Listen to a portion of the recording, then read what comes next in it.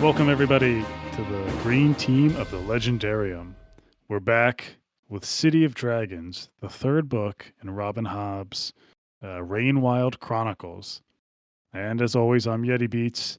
With me today, the newly jacked Cedric fan, Kipton, Hello. and Malta's number one protector, Sean. Very true. How we doing? She needs someone doing that job. Does she? Stay tuned. She's got it covered. And before we jump into everything, I'm just going to say, go to I know we say at the end, but go to the Legendarium's Discord, come hang out with us, talk about Hobb and a ton of other books. You can find the link in our show notes, I believe. And there's way more wrong opinions in there than there is around here. So if that's what you're looking for, you got it. That is true. Let's start off with just some spoiler-free thoughts about City of Dragons, and you got to start with Kip because he's the one who's the first go-around guy. And how was it? This is another entry in the series which doesn't really feel like a complete book. I was 25% into this one, and I still felt like it was doing a recap.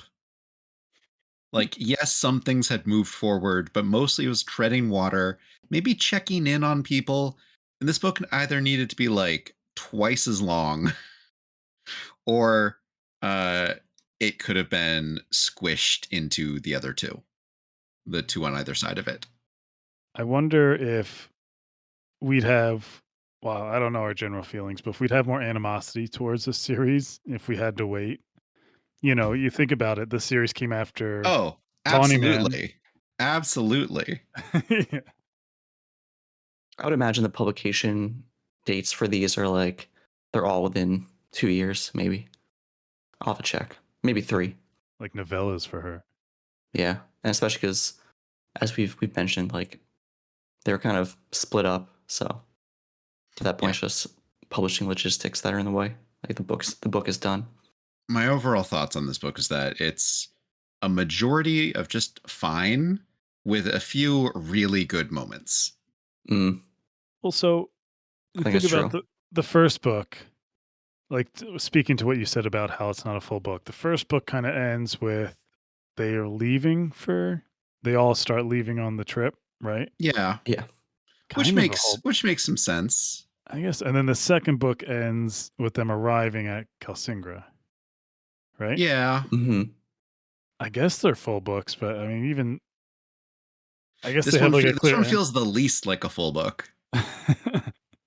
Yeah. See, I feel like on this read, I thought it was less of a full book than I did when I first read it. I was like, wow, book 1's actually significantly more of a full book than book 3, which I don't remember thinking the first time I read them. But at least for book 1, you have like, you introduce the characters, you introduce like their general conflict, what their whole shtick is about like how they're going to develop. And then they like, the door opens a bit as far as them going in that direction, and they set off on the journey. But for this one, it's like, yeah, it's like way more just, I mean, just it's nothing really like that. It's kind of just there's some characters get a good amount of light shown on them, and like they get some development or some good scenes, but it's like pretty interlude-y almost. Yeah, it's almost like the start of, not the start, but almost a new book is entering into the series.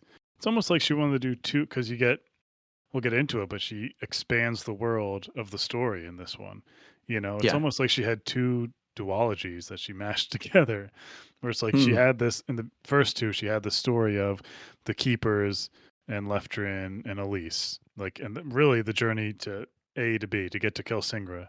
And now, pretty early on in this book, we open it up to like 3 or 4 new POVs, and some of which are Yeah. totally in a different direction of where we Which are. I almost resent not getting earlier.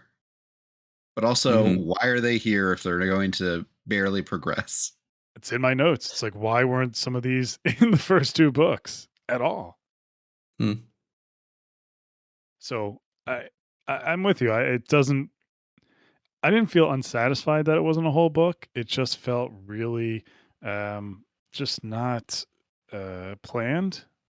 I don't know. I mean, like, well planned out by Hobb.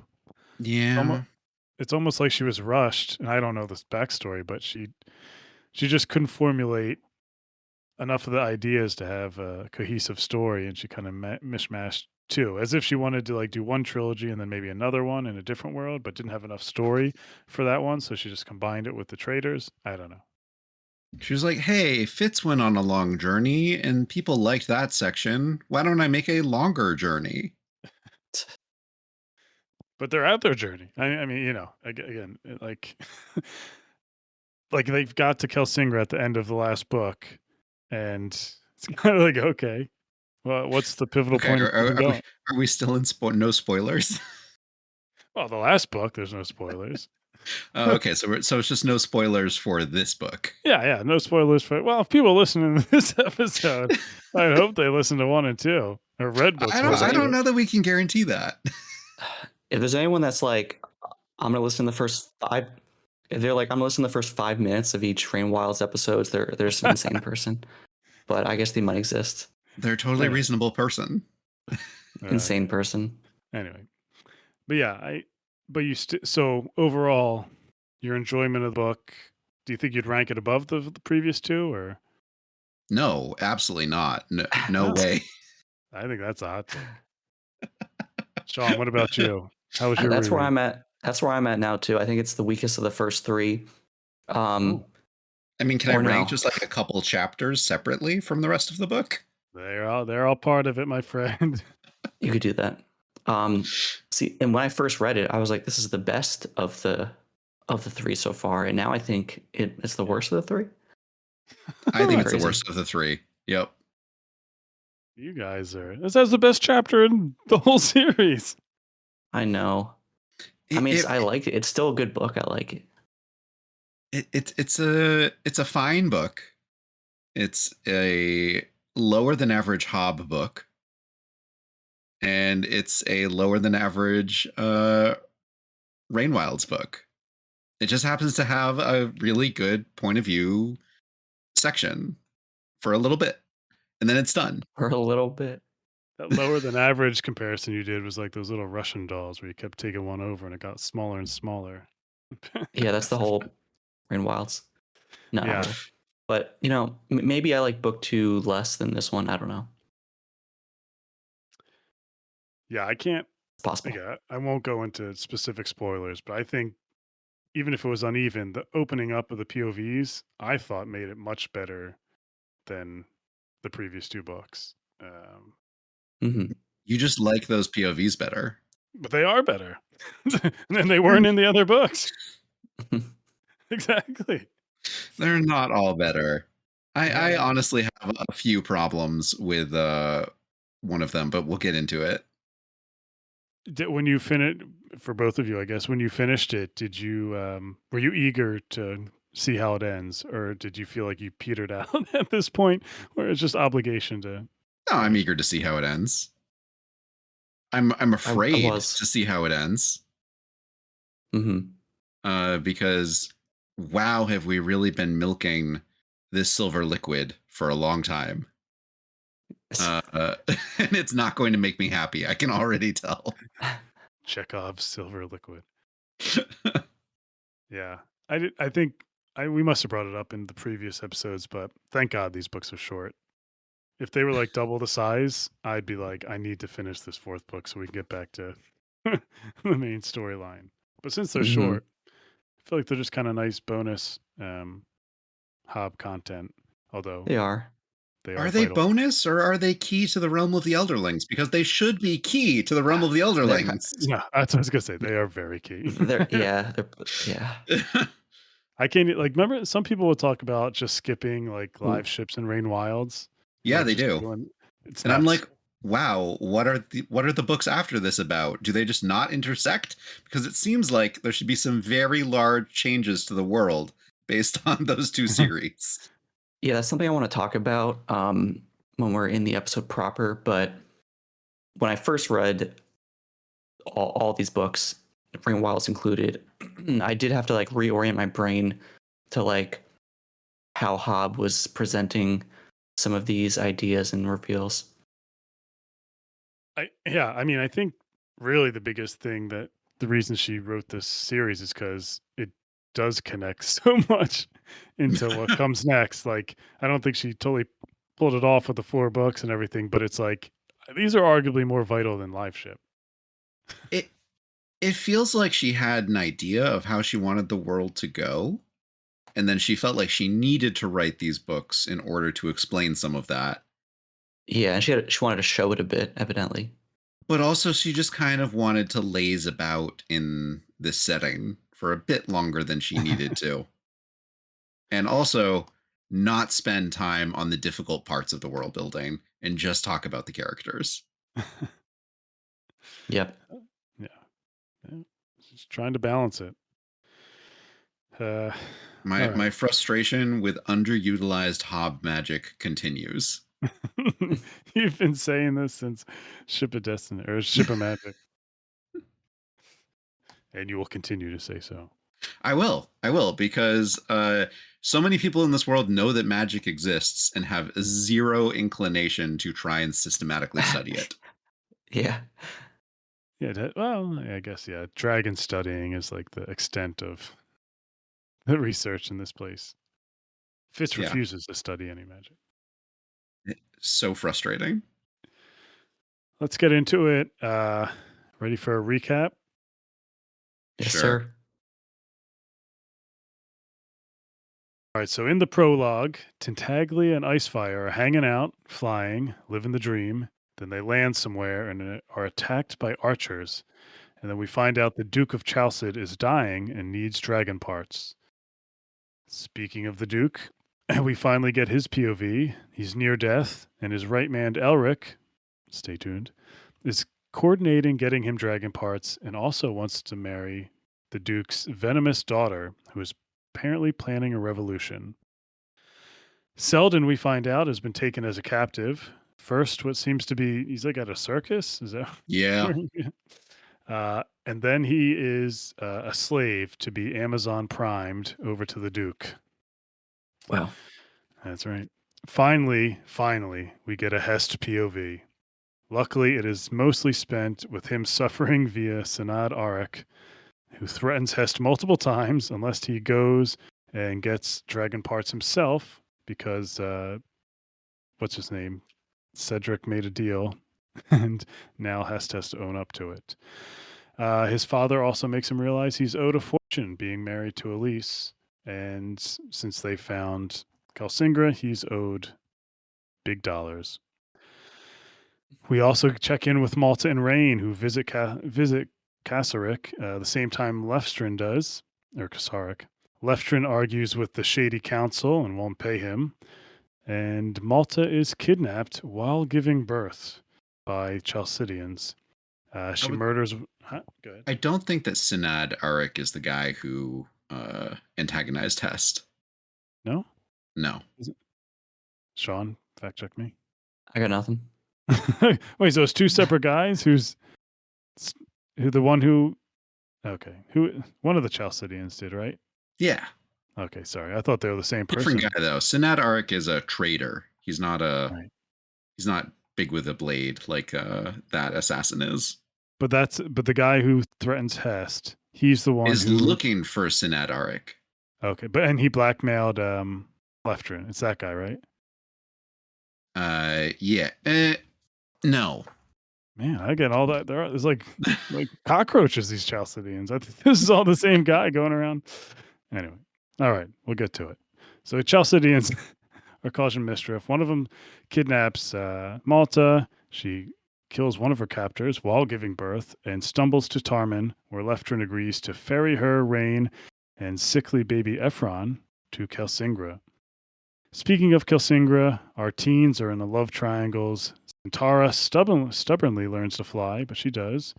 And the secrets of Kelsingra start to unfold as lights turn on and the stones start to work. The keepers, the hunters, Elise, all wonder about their place in this new future they made for themselves. That was my semi-accurate recap. Good Any summary. anything I missed? Nah, I don't think so. Malta killed Korid, Bagasti Korid. Sinat Arik is the other guy who was there with Malta, but Yeah, the like assassin dude who threatened Hest was neither of them. Was a third person. that's a totally new person. Yep. Ah, he didn't say his name? Man, I'm blanking. I knew she killed Bagasti, the council member or whatever he was. No, Bagasti was a A traitor. Chalcedean as well. Oh, he was, man. Yeah, he was the one that snuck up. Yeah, All right. And then possibly with Leftrin. who blackmailed Leftrin? Oh, that's who did it? Oh, in the first Sinad blackmailed oh, Leftrin. okay. So and he kidnapped Malta. All right. But the Right. Hess person is totally new. Apparently his name is Dargan. Dargan. Oh my god. How did I miss this? Anyway. Yeah, Lord Dargan. He's a lord. Yeah. All right.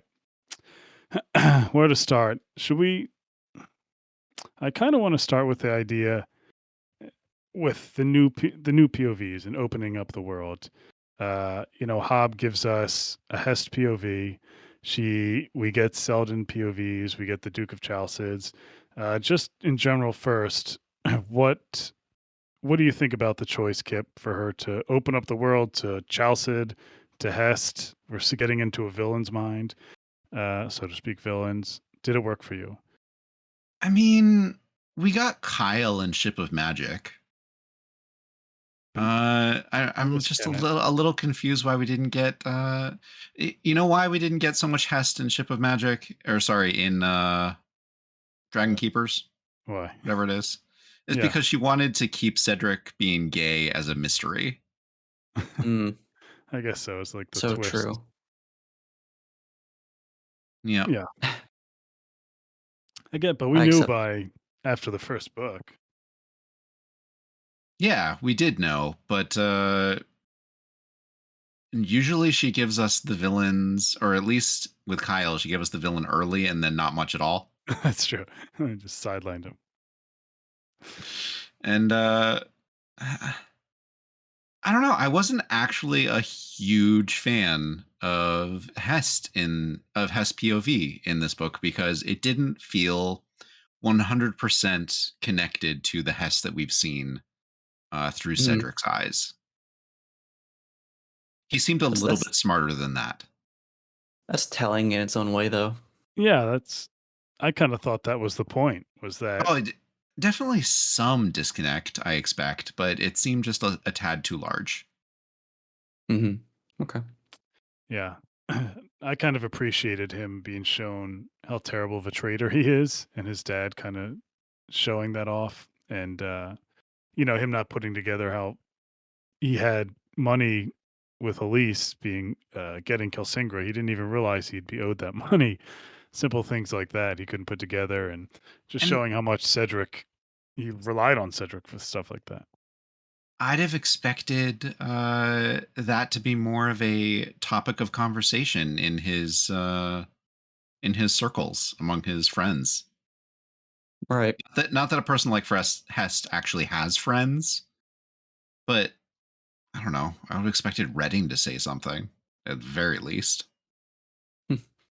I do think there were some consistencies. Like when we get his POV, he talks about how he's like, "Oh, I was so rash to, like, write to Alice that To like cut her off. to cut her off, condemn her actions, when there was money to be made here." Similarly, like he was rash, like sending Cedric away, and a lot of other decisions regarding Cedric, quite frankly. But so I think you get some of that in his POV here, and we have seen that in the past where he's just temperamental and makes decisions in the moment, emotional decisions. Despite, I guess, he's a good trader, but we also do see those faults those lapses and gaps when he talks to his dad. I just wasn't expecting him to be so completely blindsided by news of Kelsingra and the dragons, etc. Yeah. I don't think he cared. Like he was just happy Elise and Cedric were away from him. Well, Elise, I guess specifically. And is he a good Yeah. trader or is he a good manipulator? Like, he's good at One and the same. manip. Yeah, probably true. Until he comes up against someone who's not manipulated, and he had that great conversation with that Chalcidian assassin where he's like, "You thought you were a wolf this whole time, where you're actually a sheep like everyone else." Yeah. There is precedent though for like, But like he's been to Chalced. He knows yeah, how they behave. he should. He loves Chalced. That's kind of like something about the world building with Hobb with Chalced. I mean, one people do trade with them and work with them, but they're also like great assassins when they come into like towns like this. I don't know. Sometimes it seems like there's He's definitely I have no problems with that assassin existing and being competent. No yeah, problems. I do have problems with Hest not understanding how Chalcedeans do business. yeah, that's what I Hmm. mean. You would Yep. think he'd be wouldn't be surprised by people like this, you know, but he You is. really would. Let's talk about Chalced in general. That she expands it to Chalced. I mean, we obviously get the Duke's POV, and we just learned he's sick and dying, and will do anything for dragon parts. But also, I think we definitely talked about in chat how I said Chalcedons are like kind of cartoonishly evil, and you guys push back, rightfully so, and saying like these people are being forced to do evil things because their families are either being held captive or tortured or things like that. Yeah, I'm saying these Uh, people would fit right in with European history. um, but I mean, it's really interesting that she's giving it so much play into the series now that we're even because the dragons POVs, obviously the Tintaglia and Icefire, Selden. I don't know. This for me personally is why this book is worked better than the other ones. I love the expanding into the world, even if it's a little sloppy. But to see the Duke, the Duke's POV, how everyone kind of grovels to him, even though he's so fragile, was I don't know. I thought it was kind of riveting to get that, uh, you know, It's frame of all mind. about the hostage taking. Yeah. There's a song and dance that Hop and I do where I she makes me like despise the behavior of the Chalcidians. Like how dare they attack dragons? How dare they go after the dragon meat? And then she'll be like, "Oh yeah, my whole family." She'll remind me that like their whole families, like 3 generations, are being kept in a cell and they're going to be killed if they don't comply. And I'm like, oh well, I guess they don't have a Slowly, piece choice. by piece. Yeah, it's like, oh, okay, well, I get it. And then the next Chalcidian gets introduced. I'm like, oh, this guy's the worst. How dare he? Oh, his family's being kept hostage too. And they're mailing pieces of the family to them to try and Yeah, encourage them to hurry up. the Duke's just the worst. Like, just die, man. Just die. There's no shame in that. This is darker book than the rest almost. I mean, there's a lot of body parts just being flipped around, ears, fingers. I mean, it's Yeah. Pieces of shoulder. yeah, pieces of I'm Celadon being eaten. I mean, Ugh. in our prior books, it was our protagonist doing the body part selling. Also blackmailed. Yeah. And like, yeah, now he's ashamed of it, but he still tried. There were like 3 people minimum on that expedition who were trying to kill and sell dragon parts. Yeah. And it's interesting just the again, the world building, I don't know if it's so naive, but that they're also looking for an elderling would work because Selden's kidnapped because he's an elderling, not essentially a dragon, but you would You he would could think just they would protect. They would have protection, yeah, he'd be cautious or something. I mean, I maybe this is new, I guess, all this Yeah, it's too new. and that goes for kidnapping. Malta and Rain too. Yeah, incredible. I mean, no one really knows if it'll work or not, but they're like, "Oh, this guy looks like a freak. We can take them." I just don't understand the whole Chalced thing. Is there a peace treaty going on? This has been like 9 books now where they suck. I'm sorry. They get kidnapped. Sure, their family's being kidnapped, but there's never one where they have a good moment. There's not one.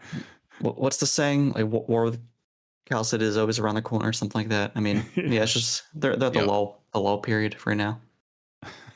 Well, they're like I feel like it's like they're under the radar trying, well, listen, I could go in a ton of different directions right now with Chelsea comparisons, but um yeah, I liked I really liked the Duke's POV because I liked getting a little snippet of his like background where he was like the fourth son of his Mm, father, and his three older brothers tried to revolt against his father, and he took his dad's side. He's like a great swordsman, and I could have yep. done without it, honestly. oh, The only thing that I really enjoyed from that POV was the yes, description of the throne room. oh, speak on it. I like Uh, remembering. specific, specifically, how the Chalcedean throne room is in a fortress style, recalling their military roots, Mm. and the floor is made of five elderling skill stones Mm, that they yep. have desecrated and used to establish their dominion over the old ways, through symbolism, whatever. But I also think it makes for a good ambush site for some of our newly inskilled elderlings to teleport to the Chalcedean throne room, kill the Duke, come back. Getting into predictions early. I like it. Very observant. If they use magic. I Yeah, if they're able. don't know. Some people are telling him not to use the magic. Um, I think the best part of that whole thing to wrap up the Duke's thing is I loved learning about his daughter, his venomous daughter who killed a bunch of her husbands Yeah, allegedly. we haven't gotten the best Chalcidian POV yet. That is true. Just a little. They just drip it to us a little bit at the end of the book. Um, I don't know. I remember reading that for the first time. I'm like, this girl sounds amazing. She Smart. sounds sick. Yeah, she does. Slyly murdering all of her husbands. Writing propaganda. Yeah, propaganda. Exactly. I was like, all right, not all Chalcidians are bad, I guess. And then Maybe. stupid Duke is like, oh, if only she was a male, then I could do something productive with her. It's like, Yes. come on, man. That's what I mean. Sometimes it's cartoonishly evil. Sometimes where it's like, okay, Uh, can we get I mean, one good Chalcidian? Just one. come on. You will not find me saying, "Oh, this sexism is unbelievable." I'm Yeah. not saying it's not all right. It's not cartoonish. It's just it's not. It's black and white. It's pretty much. There's no morally gray or in the Chalcidian ranks. Um, yeah. So I did like, I mean, it is interesting getting this now. I do like, I guess, like one half being just kind of the enemies in the background, and then this half of the quartet is like, okay, now they're really coming into play more. Um, that like symmetry there is kind of interesting. I think it works well enough. Um, yeah, I mean, now that our elderlings have a true foothold and can kind of they're not on the move on this expedition. I mean that there was influence from the Chalcidians during the expedition, but yeah, I think the pacing with how things started and how they're accelerating due to the Duke's health and like how the deals are going with getting dragon meat. I think it's pretty organic. Um, so I think getting it now is fine. Although, yeah, maybe a Duke POV here or there in the form of like how we get the Tintaglia POVs that like bookend mm, the book could have been good, but that's okay. well, I'd have preferred to have some actual diplomatic relations going on. I don't know. Maybe like a big town ambassador in Chalced. Wouldn't that be great? The most um the most of that we get is like the compromised traders like behind the back doing deals with Chalcidians. Yeah, no. Diplomacy in this world is still so backwards. Yeah, 100%. The distances involved are just real hard. Distances, time lag, Mm-hmm. provincialism. Yeah. In many ways, I think that the series is trying to show us a world. Uh, in many ways, I think that the realm of the Elderlings is showing us basically the foundation of a world and the starting point for a restoration of harmony and a better world state. But it Yeah. really starts us back at the basics, Yeah. and I'm taking it on faith that at the end of this series, we will be able to see the path that our catalyst choices have taken the world. Okay. But for Okay. now, the harmony is just barely rumbling into place. It is. It is. Yeah. Yeah, I mean, can there be harmony with dragons? At the end of it, I There don't know. has to be. I There has guess. to be, or they That should have is killed the them. implication. Yeah.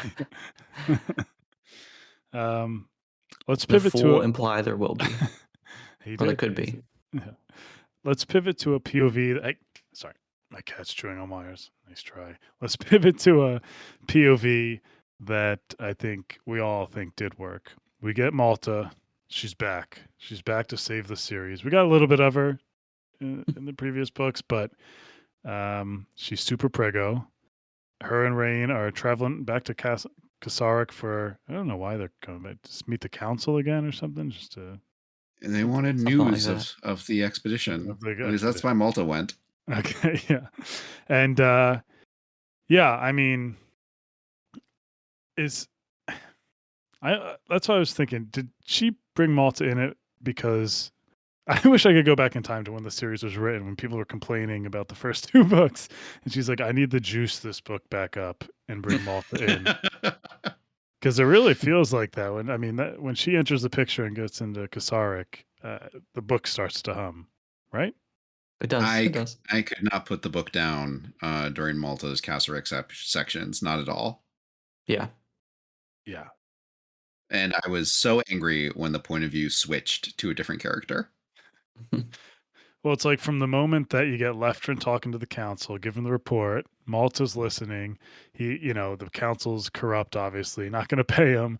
He gives her a letter. The moment he gives her a letter, and the one Chalcidian kind of goes away from the meeting, I was just like, my heart just dropped, and I was just like, all right, someone evil saw him give her something important. I was like, there's no way.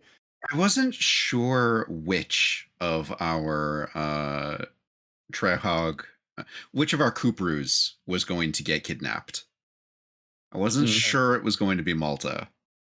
I feared most for it being her. I thought it might be Tillamon, Yeah. but I thought it might also be Rain. What a But who would ridiculous name, by the way. Tillerman. Tillamon? Yeah, and also Tillerman. who would care? Let's be honest. We Yeah, I barely know know. Tillamon. Yeah, she was like perfect candidate to be captured, and like, yeah. But that's not what Hobb does. Like she's built up so much with this already that it's like I could totally see something terrible happening to Malta. Like you're just waiting for that moment where it's just like, I was so happy that she didn't get dragged back to Chalced. yeah.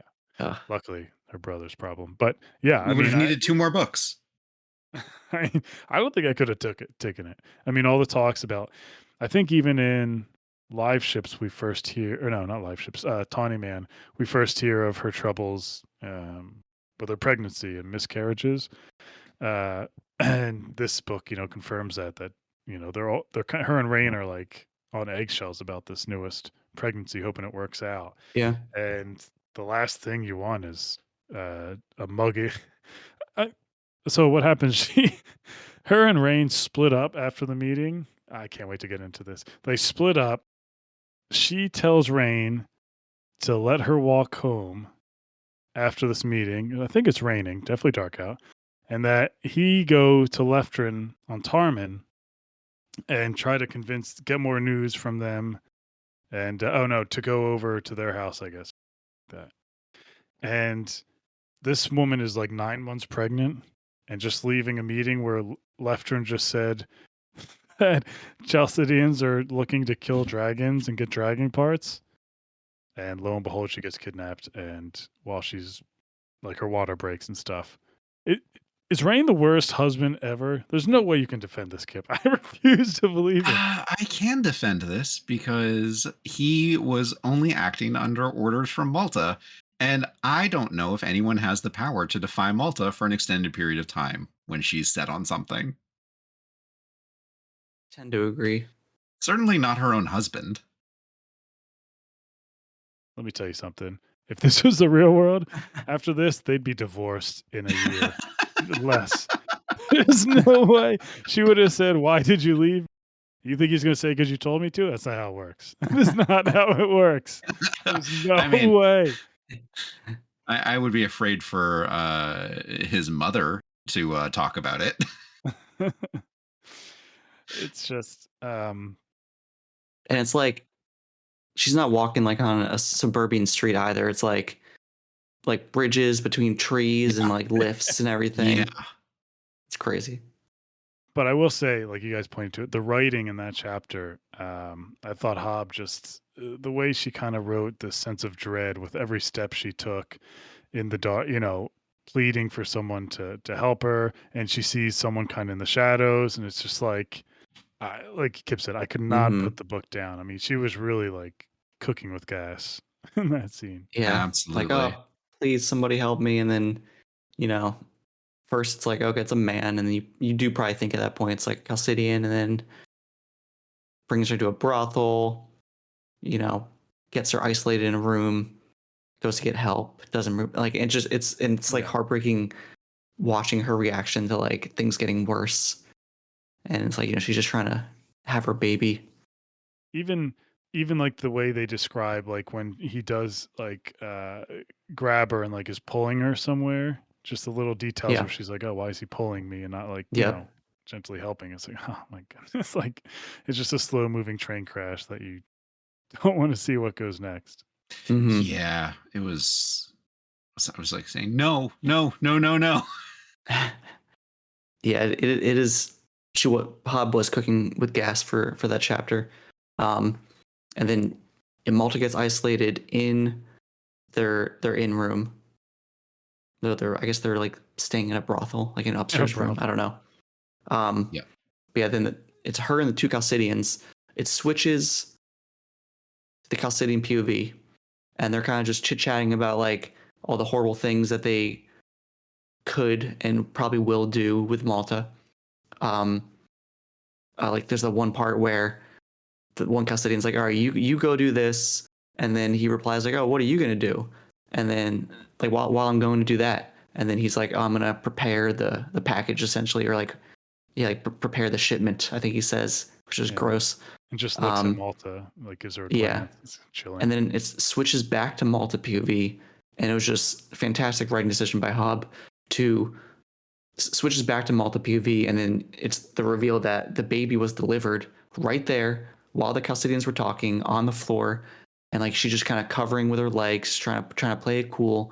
The baby's also very quiet because the baby is not of the best of health. And yeah, it's just kind of like a bomb drop that she had the baby, and it's like, oh my god, now where's this gonna go from here?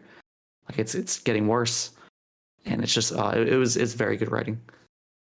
That was insane. That was the second time I read it, and I totally forgot. In my head, she gave birth on the Yeah, Tarman, and I was just like, "Oh yeah, she's like gonna get helped over there." And then I was I just like, forgot too. when it flipped back, I was like, "Oh my god!" It's I like, was oh, she, like, she got me again. She "Yeah." got me again. And again, like I know she hid it, like Hob kind of wrote how she hid it from them, but like the fact that they didn't even register that a woman was giving birth in front of them is just like how grossly like into they were of just like what they were going to do with her and like focused on how they're going to get her to somewhere, how they're going to hide her. They talked about cutting her up, like her legs and her arms off, and it wouldn't even notice that Yeah. it wasn't a person. It was like it would look like a dragon parts. Like Yep. honestly, just like horrifying, horrifying stuff. Yeah. Their families are held hostage. No, I'm just kidding. Yeah, of course, but they're good guys because they're fine.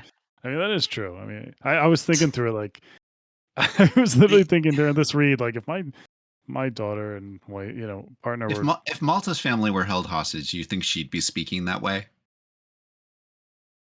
You know, Thinking that's if the my thing. parents, Not speaking that way. I was thinking about mine. If my kid was held hostage, I don't know. Maybe I hope I wouldn't, but I, Yeah. No, I get it. I definitely tried to put myself in not a position you want to be in. I don't know Yeah. if you'd be so matter of fact, Yeti. I I don't know if I got sent her thumbs.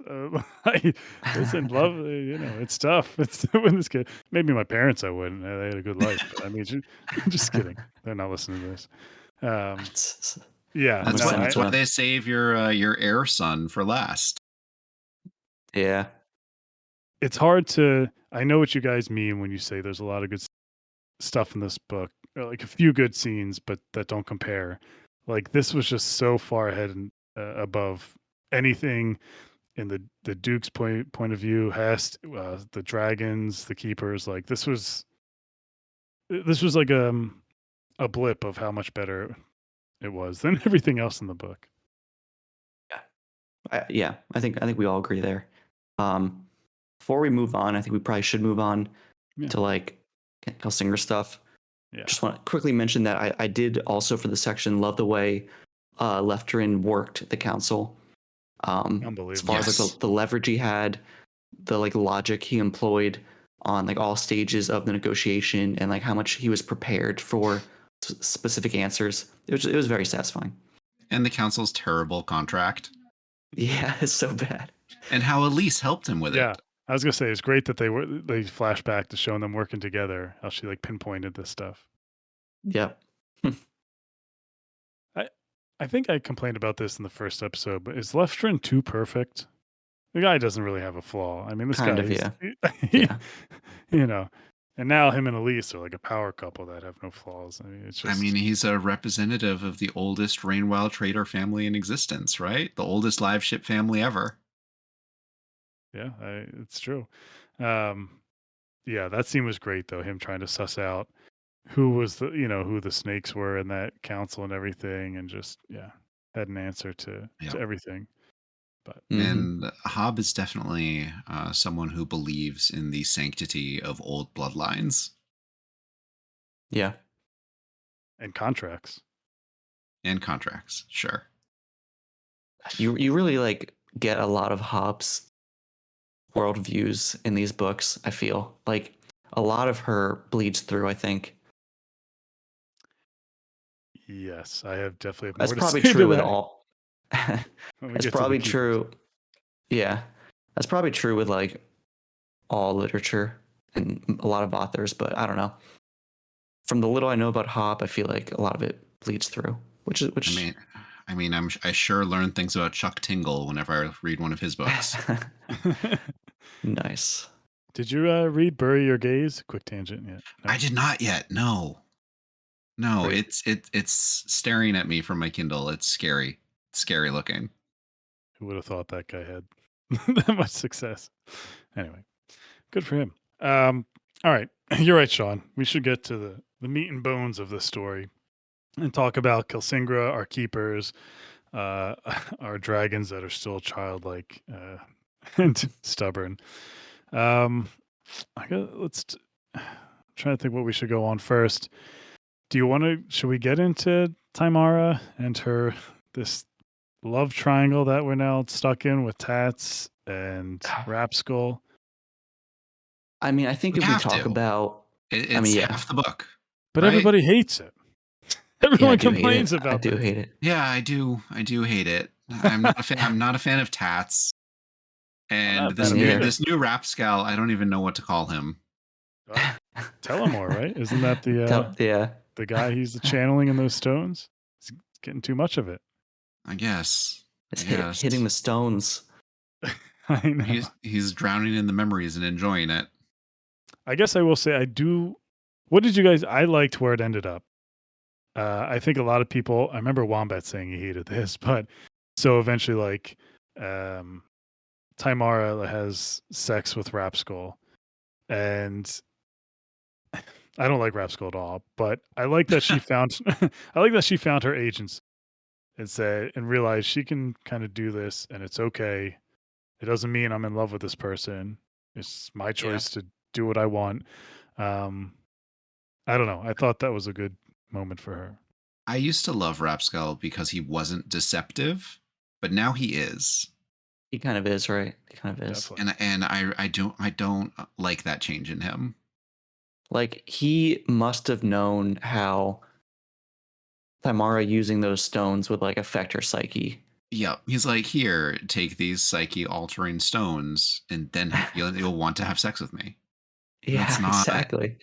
But do you think he It's genuinely gross. believes that like they should all be doing this? Like this is a right of theirs, this is a responsibility of theirs.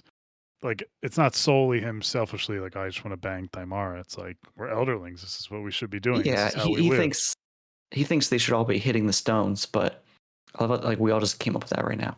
But yeah, he thinks they should all be hitting the stones, but he had Thymara hit the sex flashback stone Yeah. first go around right away. Like, oh, you got to do this. You got to do this. These other Yep. stones. Teenagers. I mean, come on. I know, but it's gross. Yeah. It's Yeah. gross. Coercive teenagers. Name two things that go together better. Yeah. Well, Tats isn't much better. Let's be honest, if we could say so. This guy's kind of like And I feel like he's a little possessive. isn't much better than shoving her into memories of lust. I bet he would if he had the chance. Do that. He just hasn't had a chance. His dragon can't fly over there. He has the same desires. We'll never know. Rapskull does. He clearly has the same thing. He might have a more informed view about consent. I don't know. I honestly don't. I honestly don't know. I mean, if he, I think they both are the worst. yeah, I don't think he. I think he sees her. Both are pretty bad. Something you know what? he, If you can't have a Leftrin, I guess you got to have the dregs. or do you have to have either of them? I mean, that's her point. Is that she has agency to do. If you can't have Leftrin or Carson. Well, yeah. I mean, I have opinions there too, but that's. I don't know. I just. It's just an interesting, the pool of people in that community is so small now that, I like the realization that Thymara had that she doesn't have to like she can do what she wants. And it doesn't mean she's stuck with anyone or anything. I really hate how the Tar Man is this magical love machine that people find relationships on instantly, immediately, and irrevocably. It's a lot of lonely people. Because immediately Tillamon is like, oh, Hennessy. I know. What is in the punch on this expedition or on this boat? On this expedition? Nice. Well, you think about it, it's all a bunch of rejected people, people who have been mistreated, ignored. Tillamon is rich. No, Tillamon, nobody likes her because the way she looks, right? Rain's sister? Is that who we're talking about? She says that too many outsiders don't like the way that she looks. Oh yeah, she's not as beautiful as her brother. But like, again, feels unloved. And by the way, I looked up some fan art of Tillamon, and none of them have more than like maybe a gray patch on one cheek. One of them is completely untouched by the Rain Wilds, and I'm like, what? How did you get this person from what is described in these books? Yeah, that's typical. I feel like for fan art, but I forgot how like gross that one section is where she's like talking about the tattooed. It was very like anti-immigrant, but like yeah, I was like, wow, Tillman, jeez. Well, I think yeah, I think like Rain was like pushing back a bit. They rolled back the idea that the Rain Wilders would accept the tattooed just as easily as anybody else. Mm-hmm. Yeah, I love that idea of like, because at the end of live ships where they bring different cultures in, the tattooed, the 3-ship traders, and it's interesting to see how that doesn't obviously just mesh completely. You know what I mean? Obviously, Malta was full of hope, but yeah, there's always bumps with that kind of stuff, and I like Tillman's character to see that immediately she becomes, I guess racist or whatever towards them. Yeah, and then she sees the impervious one, and is like, oh, great, more strangers. Right, and when things get different. Your norms are different. It doesn't mean bad, but a lot of people can take it that way. Where this is a change. Hmm. I liked some sort of world building from Hobb. A little progression from the other books. Yeah. Um, but well, I mean, all right. So we're talking about our horny teenagers, but a lot of it, yes, a lot of it is that kind of love triangle, stupid stuff. But a lot of it is Rapskull and Timara and a little bit of Lise exploring Kelsingra. Yeah. And I feel like the big, I don't know, thesis of this book or whatever Hobb wanted to get through to push forward the series is Kelsingra. Yeah. And I was so happy when Elise abandoned her methodical pattern to search all of the domiciles on the outskirts before even going into the central buildings. she, Oh, what compelled her to do that? I mean, she's one of the finest scholars we have. I mean, obviously, she went to a lot of God. training. So happy when she decided that her plan was completely unworkable and needed to change. And despite some awful Rapskull behavior, he does have the right of it with like how they should approach the city, and he really is uncovering secrets in a way that no one else was. Um, Yeah, but so he punched that hole in the building, didn't he? No, did you guys? That wasn't him. Yeah, I caught Centaura that. or I caught that. Tintaglia No, or so sorry, No, that was Fitz. that was Fitz, Fitz yeah, from Fitz. Farseer, yeah, when he Yeah, it was was following Fitz. It was Fitz. Verity. I was thinking about the Tintaglia story in this other section, but yeah, that was Fitz. Both times when I've read this book, I was like, oh yeah, that was the Fitz thing. Yeah, Um, at least blamed Rapskull. Yeah, it's a nice little moment. Getting a little Fitz reference there. No one else has any idea it exists. Destructive Fitz. Yeah, it's not very. He moves pretty harsh, like a hammer. Your point, Sean. Though one of the best scenes was Rapskull and Elise going at it near the end when she kind of scolds him for being in the city again and saying that it needs to be untouched until we do this. And he said, not using it The city's is alive. yeah, it's as much of an abuse as touching it, Me- or Like, whereas she'd basically already decided to abandon it to the treasure hunters who she knows are Right. coming. right. Right. She'd I given love up. that. Yeah, that was a great back and forth, and that was a clear way of saying like I disliked Rapskull most of the time, most of the time through this book, but that was one where it's like, all right, he's not all bad. I really question, is it Rapskull anymore? I think that's a good question to have, Kip. I think that's an astute. I mean, who left? This was this book where Leftrin kind of scolds him too in the very Yeah. beginning for being in the Stones. Yeah. Because he's like passed out, like Oh ODing. yeah, like, It yeah, wasn't that was, Leftrin, though. It was Carson. No, it was Leftrin, wasn't No, I think it was Leftrin. Oh, was it? it? Yeah. I'm pretty sure. Okay. Very possibly. Yeah.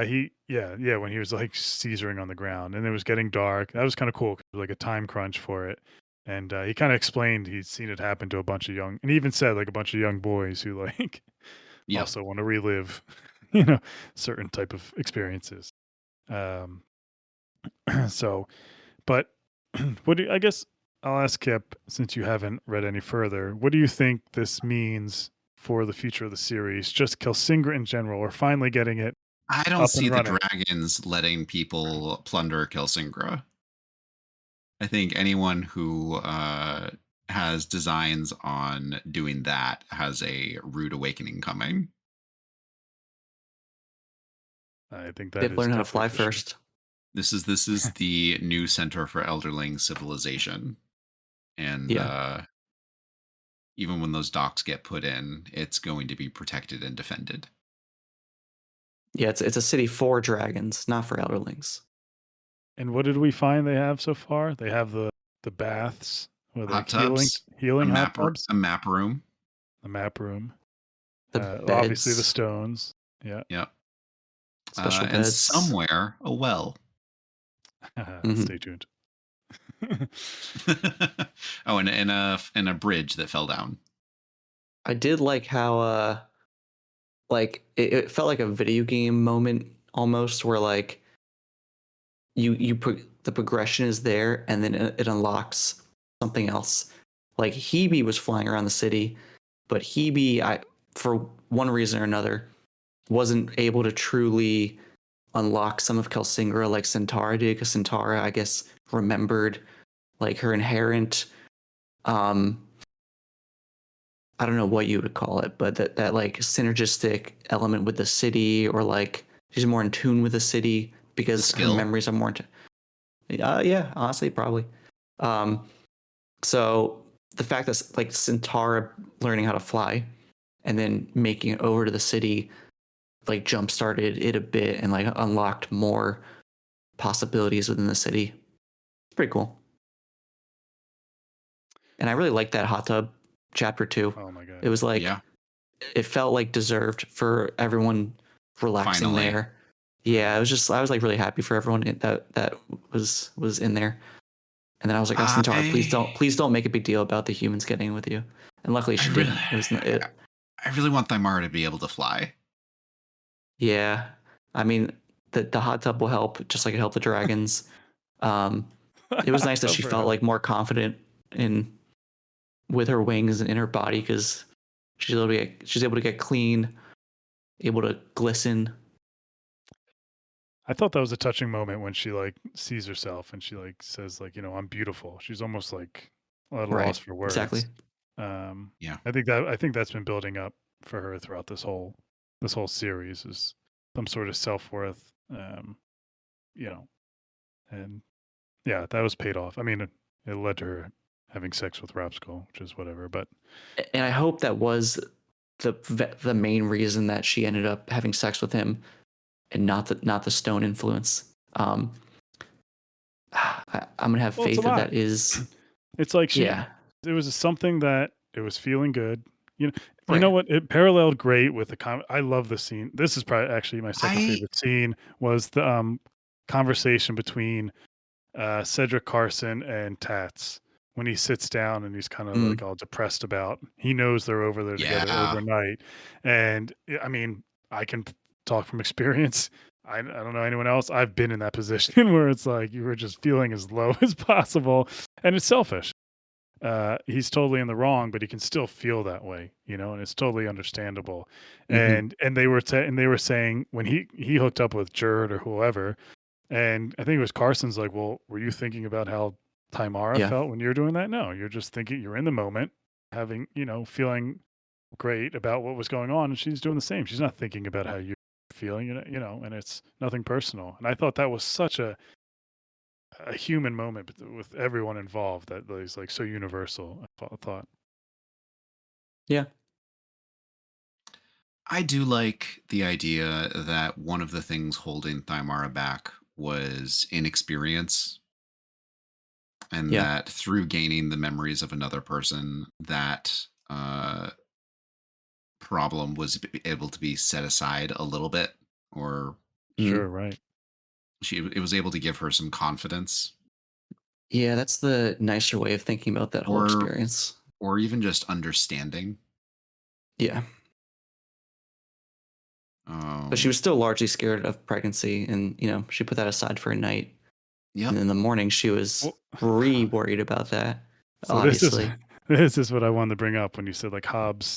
I don't want to read too much at all what Hobbes thinking, but in this instance, she's saying that it's okay to have your own agency to I'm real to upset that they didn't find experience of some non-penetrative form of intercourse. of course. But you compare that to last book when Jerd has her miscarriage, and it's almost like a scolding with the one woman on the Tarman saying the dangers of this, the irresponsibilities. Yep. But these are two totally same situations that are two totally different outlooks on sex and um, being young and things like that. Even though it's still on her mind, she still goes through with it, and she still actually comes out the better for it.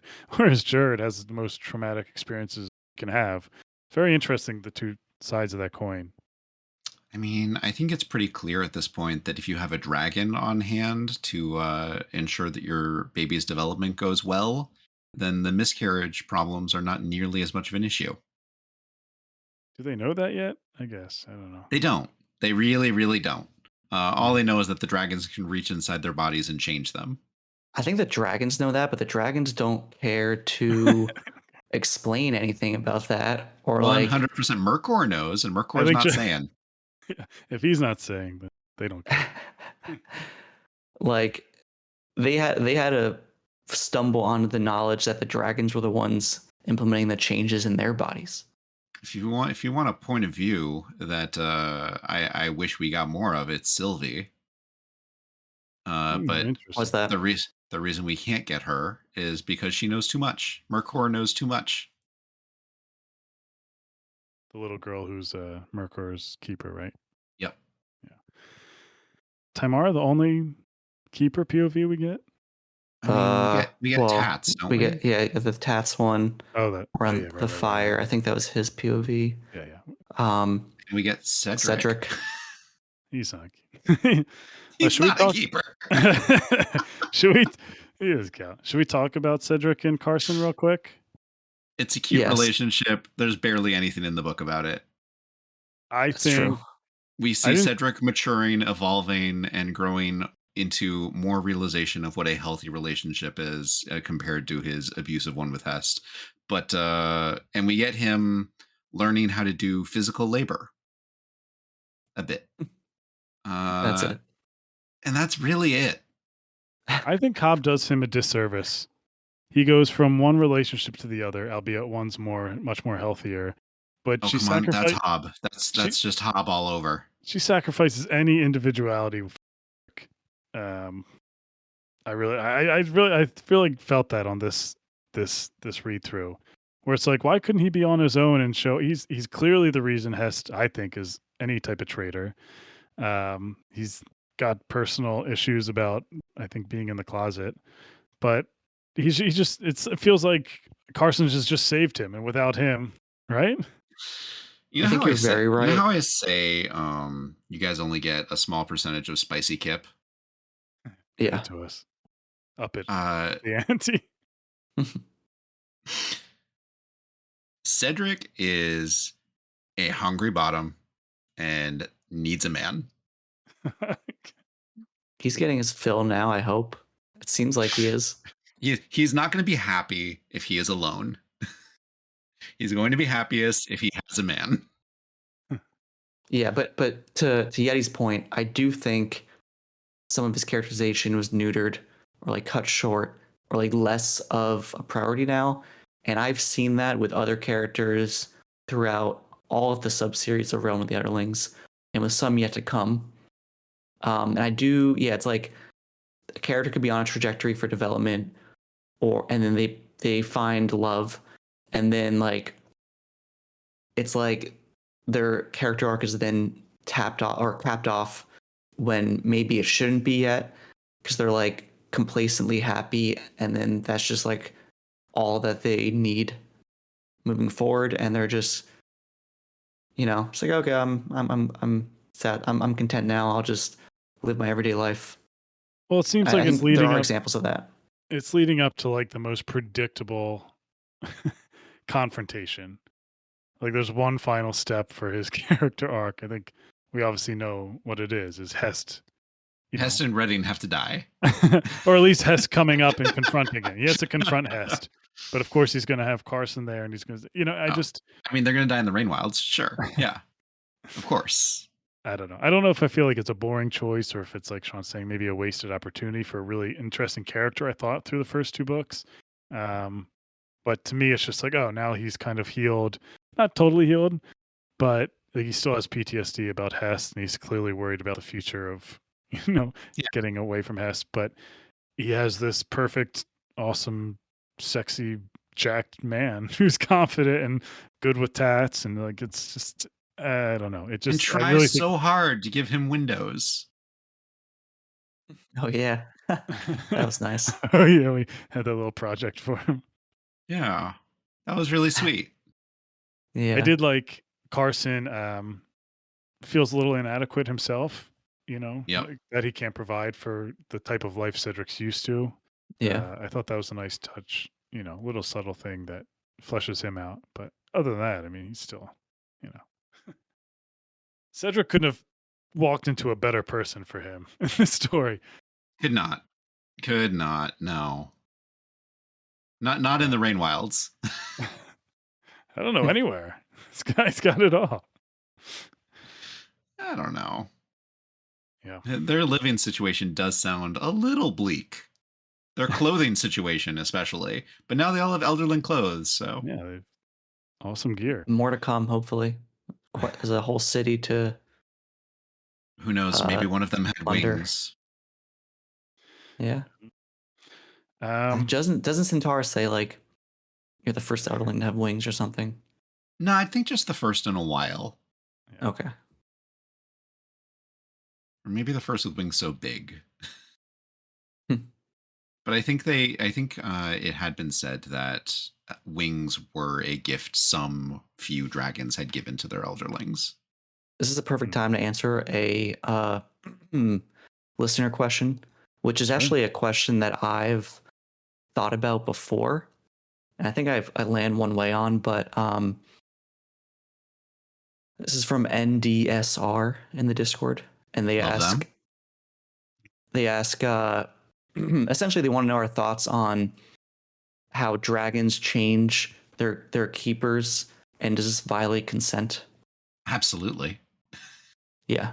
Especially in this situation. Maybe not in the past with other elderlings who, entered into that situation More and relationship standardized. knowingly. Mm-hmm. I mean, like, And after much time. But these keepers, absolutely. What are you talking like, about? They don't Thymara even. didn't ask for wings. She just No. started growing them one day because Centaura insisted she develop wings without concern with whether they'd be usable or not. And Thymara's thoughts on them, especially like in book 2, are like funny but dark at the same time. It's like, yeah, if you're gonna Didn't even tell her what was happening. Yeah, it's ridiculous. So like, if you're gonna put these nubs in my back, and yeah, for a while she just thought they were like weird, or not weird, but like she thought they were like some sort of They were going to kill her. Yeah. that was pretty dark. I mean, yeah, it was like humorous at a point, but yeah, she had no idea, and Centaura had no plan on telling her. Like, it's a horrifying Yeah. idea. I couldn't help but think of that X-Men scene with Angel, where you've got the little kid in the bathroom trying to like cut out his own wings. Oh yikes. Yeah, it It's was gross. I thought of that too, actually. But I'm trying to think of characters who gave consent in a sense. Cedric, kind of, because he stole blood from her.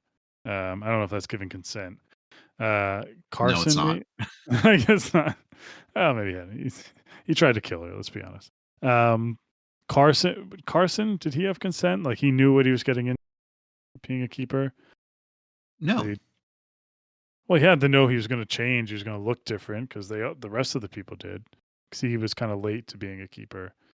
None of them know for certain anything.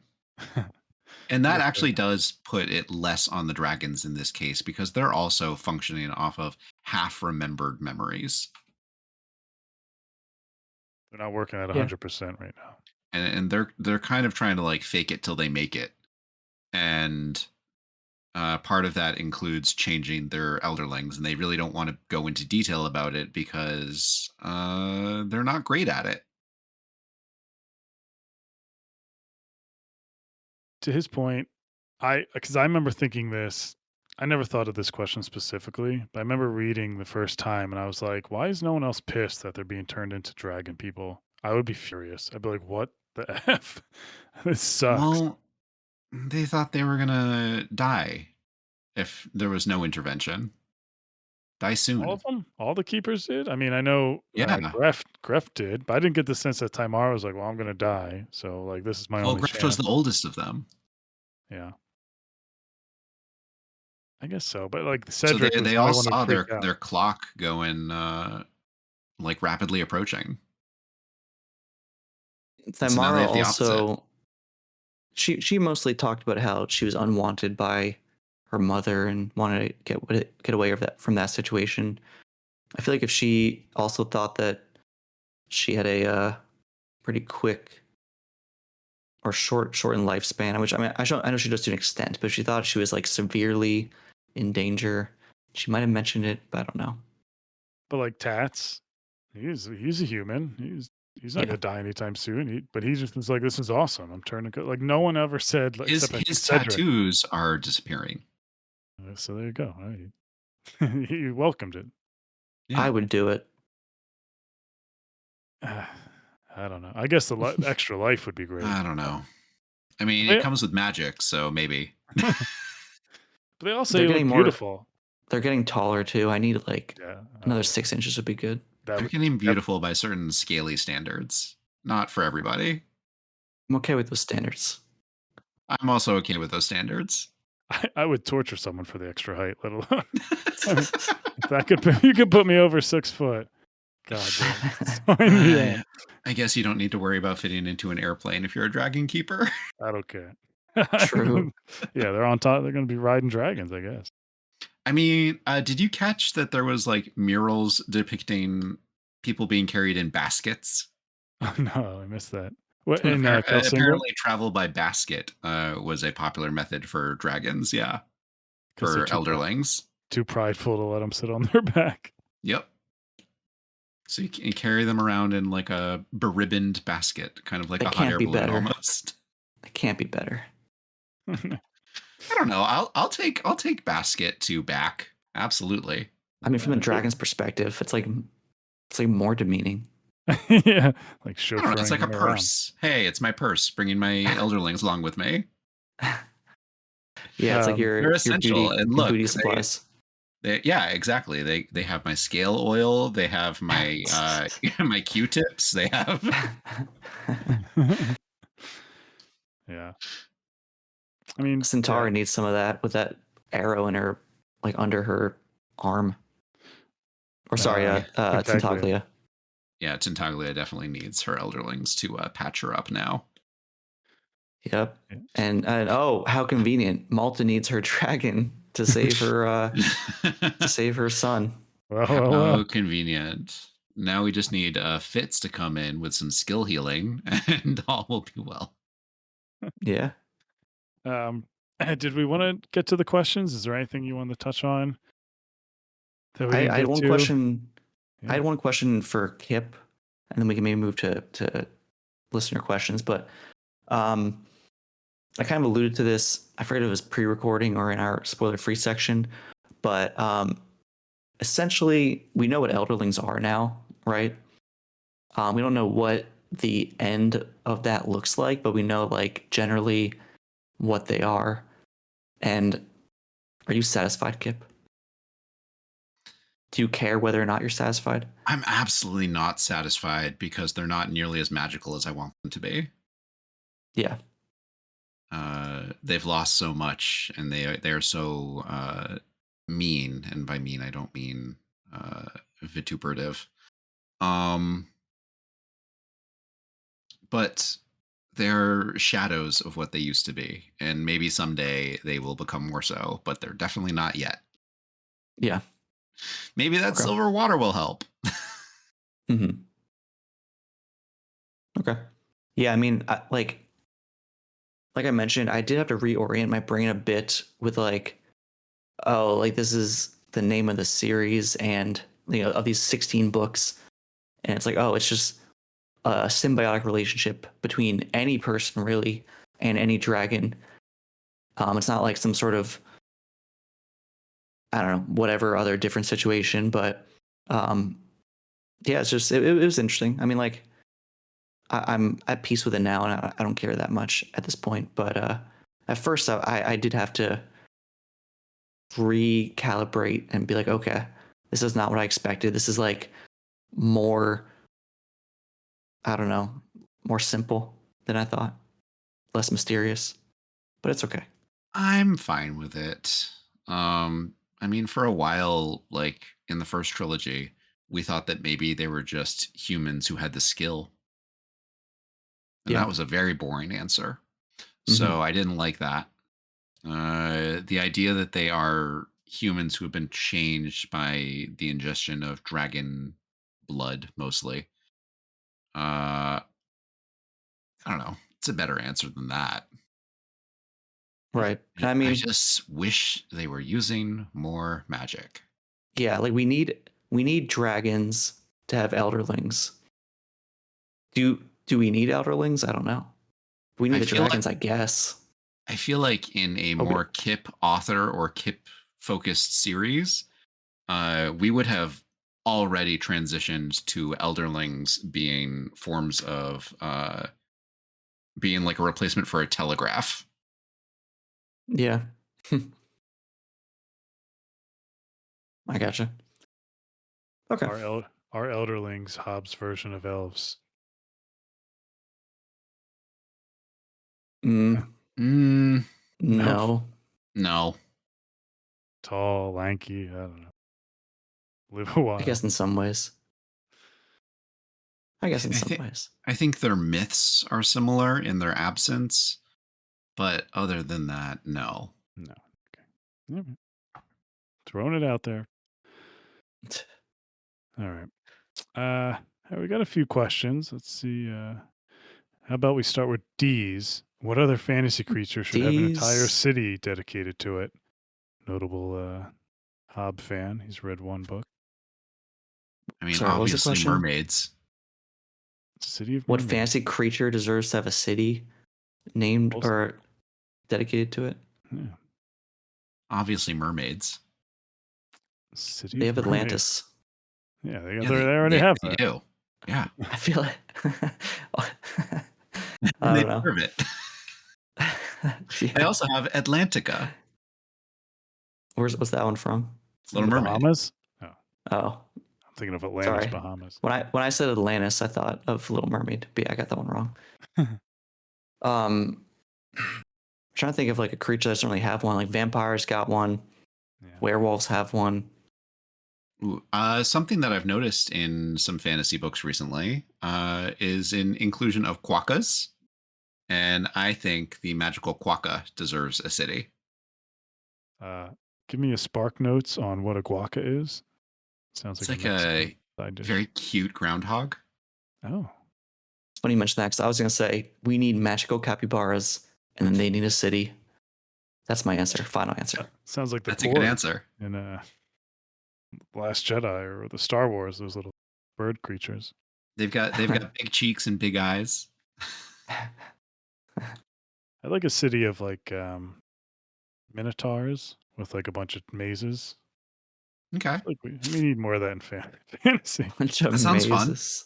Yeah, just like those books of like the mazes you can do with the pen. Yeah, those are called on the airplane. So with minotaurs all around. Okay, so it should be a successor to like House of Leaves.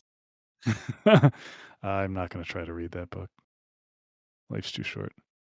Is that what it is about mazes? I mean, Well, the book maybe. itself is a maze that you have Yeah, to complete to understand the story. yeah. I got to read it like upside down and. All right. Superimpose one thing onto another. It's very much like an escape room of a book. Oh, we so we touched on this in the very beginning, but if you want to confirm, Huron asked, "How could this have easily been merged with the last and next book without the catch up?" Uh, Just have Leftrin leave for the river, leave back for Kasserich as the end of the last book, and then pick up with him arriving at Kasserich in the start of the next book. Hmm. I was gonna say then maybe move all Chalcidian stuff to book, which would then be book Yeah, 3, like the next book. move I don't move know. all Kelsingra stuff Right. to book 3. All right. Yeah, there's definitely a way Ship this it. could have just been a trilogy. You fatten up the last two books. First one's a little shorter, but yeah, I mean, it could have been a Whatever. duology. probably could have. They should have just let it be as such, but whatever. Yeah. The first book could have just got to the end of Kelsingra. At the end of the day, these are societal standards that we set upon these books. Just gotta think about it. One story, however many pages. That's it. At the end of the day, we're another day older. Les Mis. All right, now we're talking. Um, did we do enough here and also asked about the birthing chapters? Did we talk enough about Yeah. that? Did we give it its due? Yeah. All right. And NDSR again, coming in clutch. What character from Live Ship do you wish had also featured or featured more in the Rain Wild Chronicles?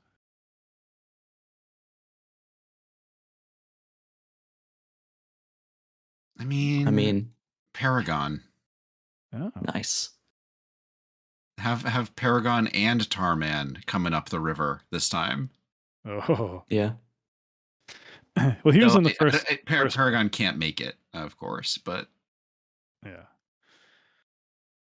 Yeah, I don't know. I feel like the little snippet of Paragon was enough. It left me wanting more. He trashed the dragons, calling them like cows. They're not real dragons. Still a child. Oh yeah, we did get that. Who would I want? It is hard because I won't just say the Fool because I don't Sean and think the Fool would fit. You don't think so? I think the Fool is on their own journey and they can't just take a detour into the Rain Wilds. Fool's journey's over, right? After Tawny Man. I think they had their own journey to do after Right. Tawny Man. That's right. They had to go back home. With the black man. Yeah. I think that's his name. I wasn't being racist. It is. It unfortunately is. It is his name. He has a different real name, which I don't know if we know yet, but whatever. Man, this is tough. So we already got Althea Brashen in the first book. What's his face? Wintro. Could he have fit in here? I'm curious what he's up to with the pirate. He's now a pirate guy. Pirating Vivacia. I don't know how he would fit into this whole story. Maybe, I don't know, the Chalced stuff. If he was the one who, well, he wouldn't kidnap his brother, but.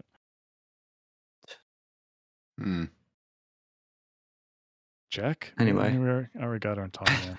Jack. We're meandering. We don't have a good answer to this. I know. Is there any more questions? I don't. Do we get it? I guess that's it. I guess that's all the questions. I wanted to ask Kip a specific prediction, but we can save that for whenever we do that. I mean, we're coming up on an hour and a half. Yeah, we can get into it. We're about done. It's happening right now. What do you got, Kip, as far as where Selden's heading? Oof, where is Selden heading? I mean, Selden's clearly heading to Chalced, but I hope that the Vivacia kidnaps him. But less likely. I think that he's heading towards captivity in Chalced, where he's going to be systematically drained of his blood and body parts, and is going to get rescued by elderlings who teleport through some skill portals. Oh yeah, you did say that. Yeah. Nice. Quick question: is this the unluckiest family in the history of fiction? What happened to Malta? What happened to Althea? What happened to Selden? I mean, they have been through just Wintro, the amount of abuse these people have been through. It's a very unlucky family. I don't know if it beats the really Farseer line. Farseers like the Kennedys. All right. For a prediction, Kip,